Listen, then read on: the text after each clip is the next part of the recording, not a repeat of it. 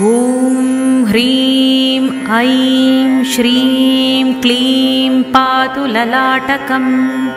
सम्बोधनपदं पातु नेत्रे श्रीबगलानने श्रुत्वौ मम रिपुं पातु नासिकां नाशयद्वयं पातु गण्डौ सदा मामैश्वर्याणन्तं तु मस्तकम् देहि द्वन्द्वं सदा जिह्वां पातु शीघ्रं वचो मम कण्ठदेशं मनः पातु वाञ्छितं बाहुमूलकम् कार्यं साधयद्वन्द्वं तु करौ पातु सदा मम मायायुक्ता तथा स्वाहा हृदयं पातु सर्वदा अष्टाधिकचत्वारिंशदण्डाढया बगलामुखी रक्षां करोतु सर्वत्र गृहेरण्ये